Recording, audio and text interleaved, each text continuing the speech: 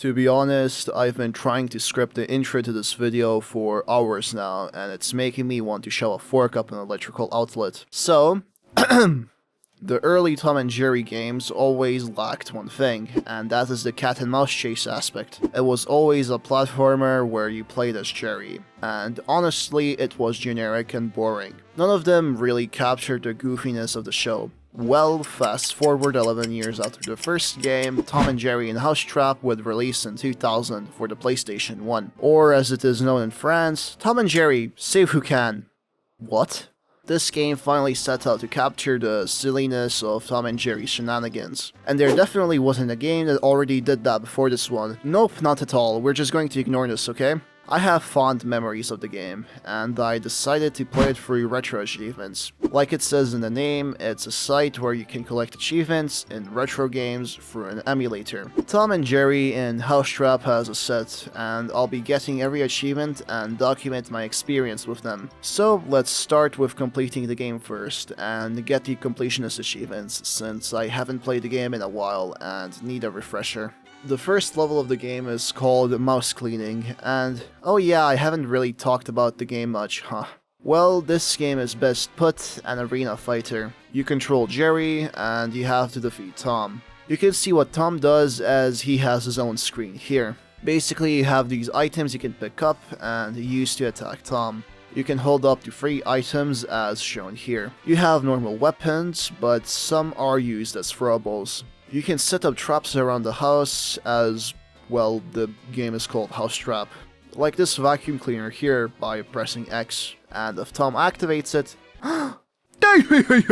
This game isn't hard, but god do I suck at fighting games. Doesn't matter what type, I simply haven't played enough of them to be competent. I mean, this isn't a fighting game in a traditional sense. You do not have any blocks or special moves. You have a shovel and...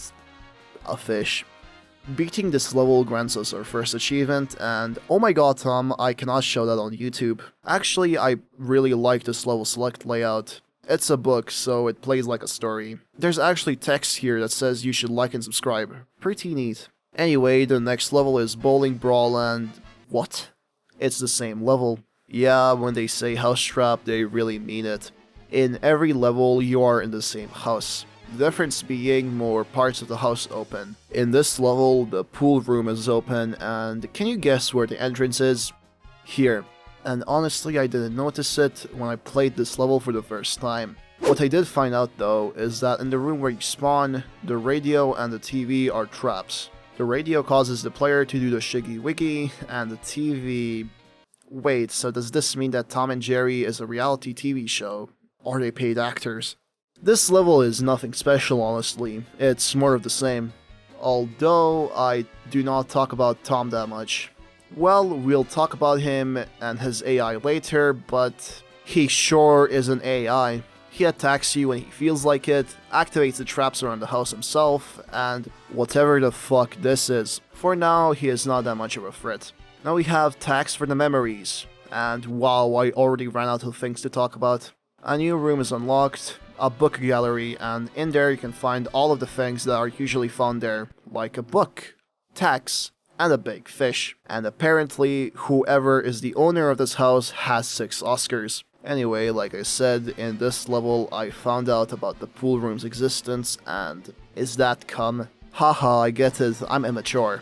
But look how disgusted their faces are when they step on it. What even is that? Glue? What? And that's about it really. I still suck at the game, and Tom died by touching a banana peel. Wonderful. Next up, we have Confused Kitty, and everything is still pretty much the same, and... oh, I get it! We have a new area unlocked, the backyard, with a doghouse that is way too small for our man Spike. We have new weapons, a shovel, a comically large mallet, and a stick of dynamite, which, You might have noticed that I do not talk about these weapons, which are literally the main aspect of the game, and that is, well, they're all the same. Like, they all deal the same amount of damage. Well, of course not all. In terms of cartoon logic, a frying pan will always do more damage than a shovel, for example, but to be honest, that is the only example I can think of. If there is any difference to the weapons, the difference in how much damage they deal is astronomically low. Anyway, I still suck at the game, and I just found out that you can save. Yeah, they don't ask you if you want to save the game, you have to do it yourself. The game was released in 2000, by the way. Now we have Garden of Eden. Huh? Yeah, not every level is the same, actually. And to be honest, I had no idea what to do, and kept trying to attack the pond before realizing that, oh my god, Tom has a duck. Yeah, in this level, you have to rescue 3 ducks. They spawn in a random room, and your objective is to pick them up and release them in a pond, while Tom just straight up kills them. Like, I'm not even joking. He has to put them in the oven, and his icons are straight up cooked chicken, which doesn't even make sense, but okay. This level isn't that hard to beat if you focus on getting the ducks, because you cannot deal damage in this level. There is no health bar. And my dumbass kept trying to attack Tom. And here I realized that if you're holding a duck and Tom attacks you, he steals your duck, and vice versa. And for some reason, instead of going immediately to the pond, I just did the laps around the house. The fuck was I doing? Next up is Pop Goes the Cider, where we give Tom an alcohol addiction. It unlocks the cellar with weapons that I really cannot be bothered to talk about, and the front yard, which... Damn, there's actually a new trap we can use, and it's the oven. It sets you on fire. And when I activated the trap here, yeah, you're not supposed to be still. And the big thing I found out here is that you can actually sneak if you hold R1, which doesn't activate the floor traps, and that is actually very useful. Yes, I did find this out 6 levels, and do not judge me. We give Tom a concussion, and then move on to Night Falls, and look! The achievement for beating the previous level is called Stop Whining. How clever. Anyway, Night Falls unlocks the upstairs portion of the house, along with a bathroom and... Damn. I'm guessing this level is set at nighttime, since the doors to outside are closed off, but the developers sure forgot to change some things. And hey look, I even improved at the game. Fuck, wait, wrong clip. Ah, there we go. I do not know how to properly transition, so now we have Pumping Iron, and this is the perfect time to talk about Tom's AI, because here he actually defeated me. Like I said in previous levels, he just kind of did his own thing. But here, he got his shit together, because if he has a weapon and you're closer to him, he will attack you, and he is insanely precise. He will even use the throwables when you're farther away. He's now a changed man, and his broken C++ code finally works. This change finally made me strategize and not just spam attacks like a caveman. Although he still runs into his own traps, so much so that I defeated him by doing, nothing. I went on to explore the house, which, by the way, in this level a new room is unlocked, the nursery, and the pool and the book room are closed off. He just kind of ran into everything. Wonderful. Next up we have Cheapskates, and the biggest revelation I got in this level is that the cartoon running sound effect existed back then. The attic is unlocked, and there are some changes to the weapons, like in the spawn area there is now an apple and some marbles, and can we just pay respect to the cold fish? You will surely be missed. Anyways, Tom's AI did improve, but still for the entirety of the level he did this. Safe to say that I completed this level without any issues. Now we have our man Spike, which functions exactly like Garden of Eden, but instead of sacrificing chickens, you try to wake up Spike. And when I say it functions exactly, I really mean it. You have to wake Spike up by finding instruments, and Tom has to take them from you and throw them in the trash. This level isn't that hard too, as all of the instruments are located upstairs. Watch out for Tom, by the way, he goes straight to the instruments if you're far away. There's nothing else to this level, except that when it started, I tried hitting Spike, which isn't my first time attempting animal brutality in video games. And then the next 3 levels are the same. Yeah, there aren't any new unlocks to the house, your objective is the same, and Tom continues being Tom. Oh my god, he got fucking stuck again. So that means we can move straight to Mechanic Cat, and finally, a different character. It's Meccano, and I'm pretty sure that it's the final boss fight, and...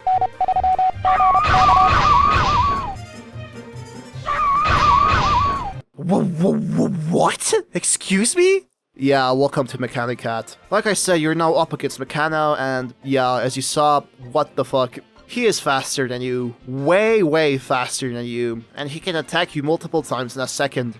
Also, if you're further away, he shoots a fucking cannonball at you, which is also really fast. And yeah, as you can see, using weapons on him clearly will not work. He doesn't roam around the house setting traps or picking up weapons, as he is a fucking robot. And traps will not work on him, he just balls straight at you the entire level. So, how do you beat him? Well, before I tell you, this level is a perfect example of what annoys me the most about this game.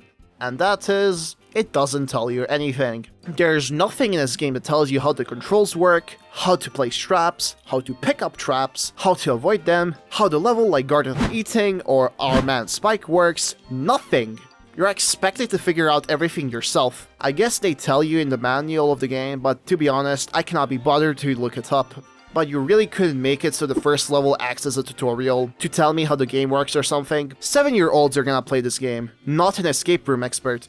Anyway, so how do you actually beat this level? Well, now in every room there's this toy mouse on the ground, and if you step on it, it goes. It sure goes. And Meccano will actually chase it. And then you can safely attack it, as when the mouse stops, it will turn his focus on you again.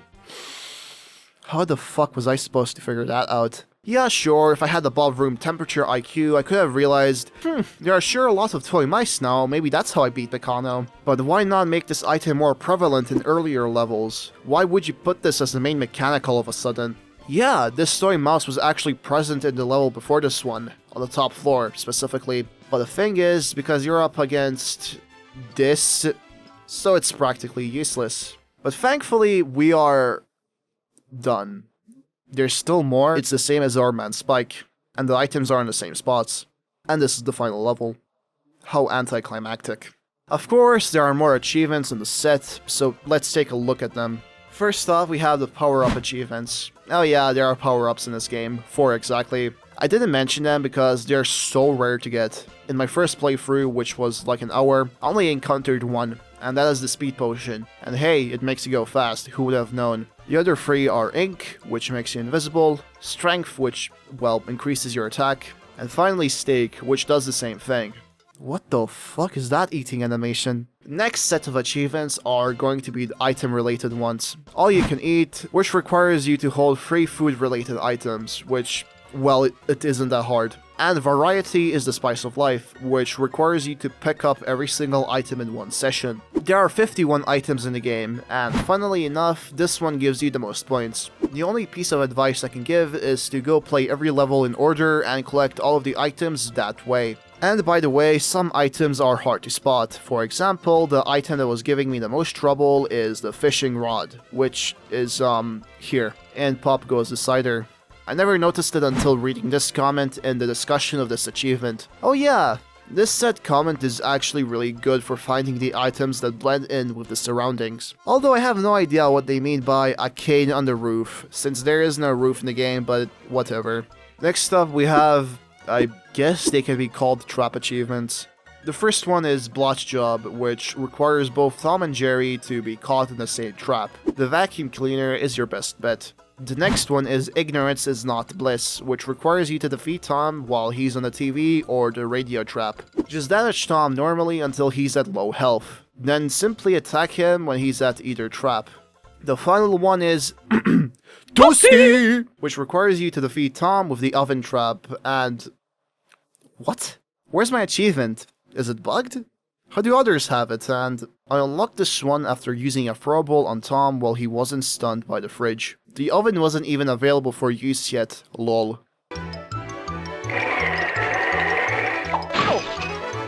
Damn.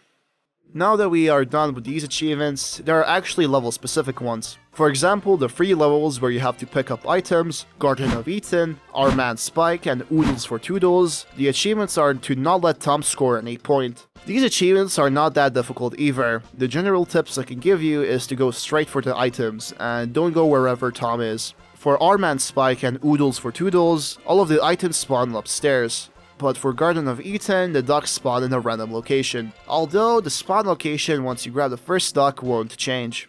And now, we have the final set of achievements, the HITLESS achievements, where you have to beat every level without getting hit. Oh no. Yeah, I wasn't exactly looking forward to them. Not only do I suck at the game, I really did not want to deal with Tom's AI in the later stages. Oh, and also Mechanicat. But I actually did form a strategy. I would go over every level and explain how to beat it in excruciating detail, but the strategy is exactly the same for every level. Use only throwables. Hitting Tom with regular items is way too inconsistent. Set up as many traps as possible and sneak over every. That doesn't set up the trap, and I can't explain how many times I accidentally activated one. Oh yeah, and try to steal as many throwables as you can, cause Tom's aim is also perfect on them too. He'll instantly throw it at you once you enter a room. All I can say is good luck, you're still dealing with Tom's crappy AI. Although, honestly, your safest bet with these achievements is to just watch Tom do his thing, and you'll get the achievements by doing nothing. Literally, most of these hitless achievements I got were by watching Tom kill himself, and it's quite entertaining too. And it is actually a really good strategy for the late game levels. But that's not what you're here for, I can guarantee. You want to see Mechanicat done hitless, right? You want to see me suffer, yeah? Well, ladies and gentlemen, and everyone in between, strap in, as it is time to play the best house trap of our lives.